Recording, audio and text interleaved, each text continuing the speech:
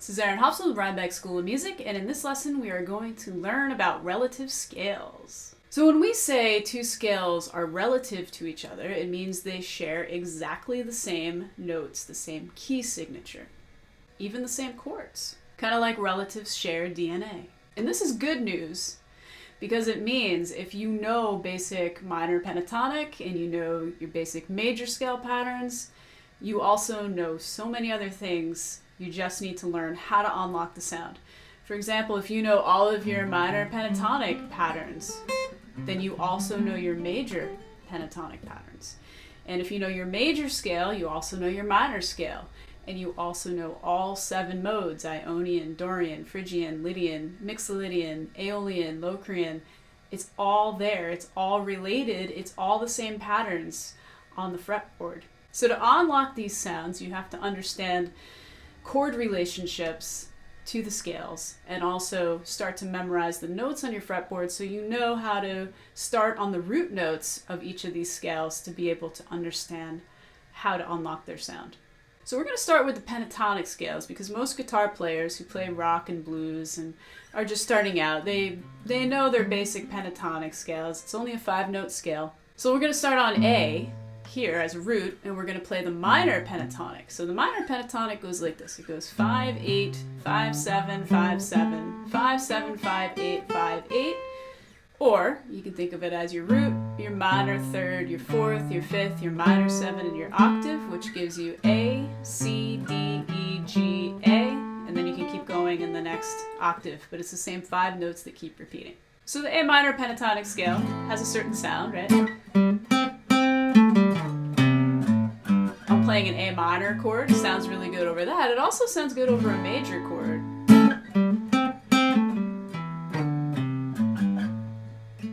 Or a dominant 7.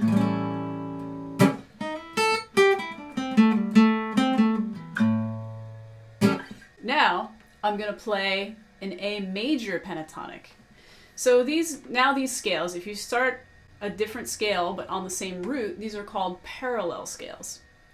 So I'm going to start on the A and I'm going to play the major pentatonic. So that's 5, 7, 4, 7, 4, 7, 4, 6, 5, 7, 5, 7, and then back. So notes you have are A, B, C sharp, E, F sharp, back to A. So it clearly has a more major sound, and that's more for dominant 7 and major chords. It'll only work over those certain chords.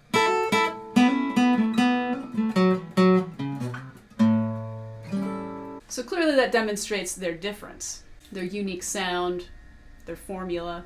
But now let's talk about how they're related. So to find the relative minor to a major key, you count a major 6th above. So again, if you don't know what intervals are, you have to go back and review my videos on intervals. But a major 6th from a root, so say I use C as my root, root, major 2nd, I'm just going to play up the major scale. Root, major 2nd, major 3rd, 4th, 5th, major 6th is right there, and it's A. Or you can think of it an easier way, counting backwards. So think of C as your octave. There's your major 7, there's your major 6. So if I'm on C, I just go back a half step and a whole step, and there's my relative minor. So C major pentatonic is the same as A minor pentatonic, exactly the same notes. And I'll show you. So A minor pentatonic, we talked about, is A, C, D, E, G, back to A. Now if I take that and start it on C instead, and I go C, D, E, G, A, C, now it's a major pentatonic. But the harmony, the chords that are played underneath are going to define that sound. And you can clearly hear that if I start on this A and end on the A and use A as my home bass or my root note, it clearly has a minor sound. But if I use C as my home bass and my root, clearly has a major sound, right? So if there was a chord progression that had more of a minor tonality, for example, this one, A minor to G to F to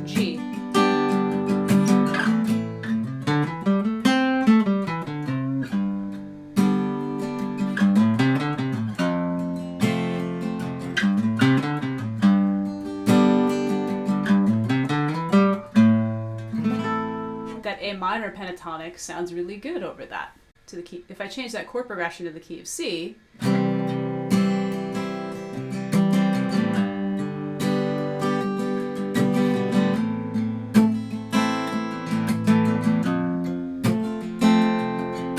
I use C as my root now,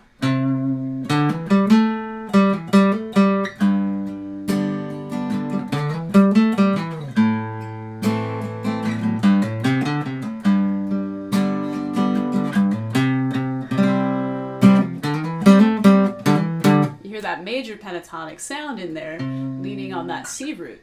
So now let's look at how these patterns connect on the fretboard. So I've attached some PDFs download that show all 5 patterns of your pentatonic scale, showing where the root of A is and the root of C, so you can start to think about that and unlock the sounds of the minor and the major pentatonic. So no matter what pattern you're on, I just use this pattern as the first example.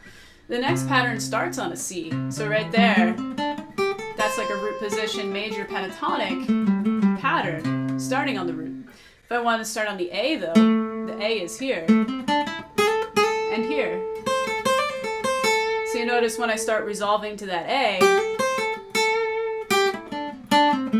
now it sounds more minor. If I start resolving to the C, it sounds more major.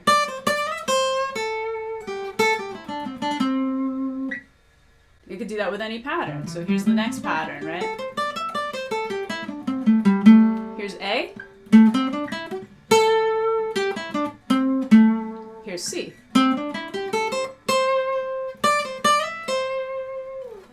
So you can do it with any pattern, just kind of going back and forth. So you would use the minor pentatonic, like I said, over a minor chord or over a major, a dominant 7 chord. If we're talking about A minor pentatonic, it works well over A minor, works well over A dominant 7 or A major. And the C major pentatonic works really well over a C major chord or a C dominant.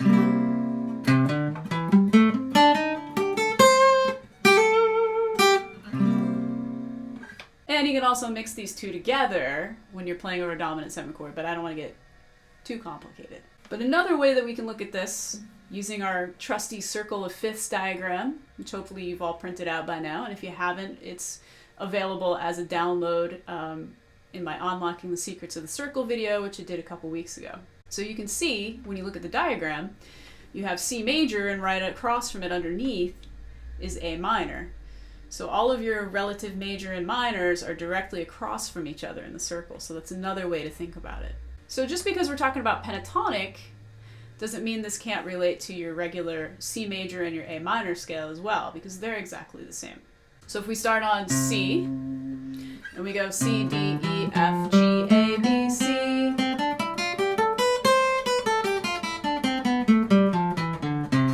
That's the C major scale, and that same pattern can be used for A minor, starting from the A root.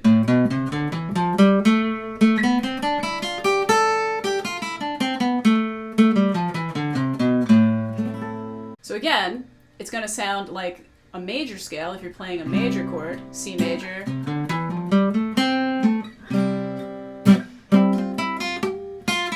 but it's going to sound like a minor scale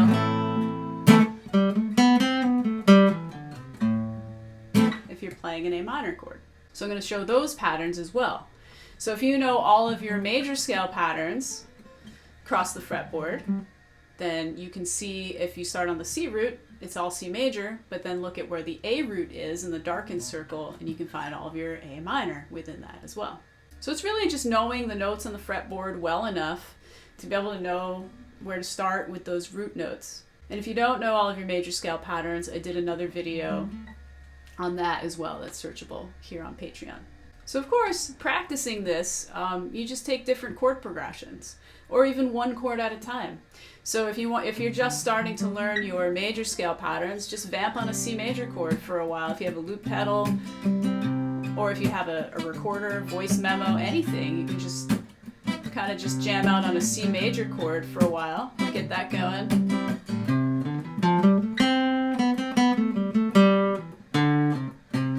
And just practice your C major scale patterns along the neck. Now turn that into an A minor chord the same patterns, but try focusing on where that A root is within the pattern. It's going to resolve back home to that A minor chord. And then, you know, you can think of progressions that are in C major, A minor, that are more interesting to put together and practice playing over that. And then, of course, practice doing that in every key. So looking at the circle, after the key of C, go to the key of G and try to find all of your G major scale patterns.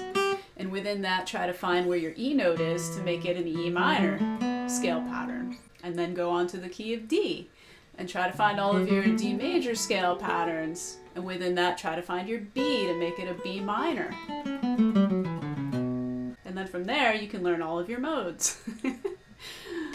But not right now. So you can see that they create the same patterns along the fretboard, the same shapes, they're the same notes. The difference is in the sound that you create. And applying this is really just thinking about harmony, the chords that are being played underneath you. Because you could play a C major scale all day long, but it's not going to sound like C major if somebody's playing an A minor chord. It's just not. Because that harmony is pulling towards that minor sound, and vice versa. So understanding chord and scale relationships is equally as important. So anyway, stop thinking about how different everything is and think about how connected and interweaved it all is. You probably know all these patterns, you just haven't really been taught how to think about them to unlock their unique sounds. Alright, so hopefully you've enjoyed this video. If you haven't already, visit www.rhinebeckschoolofmusic.com and subscribe to our channel. Become a patron, patreon.com/Rhinebeck School of Music, and I'll see you at the next one.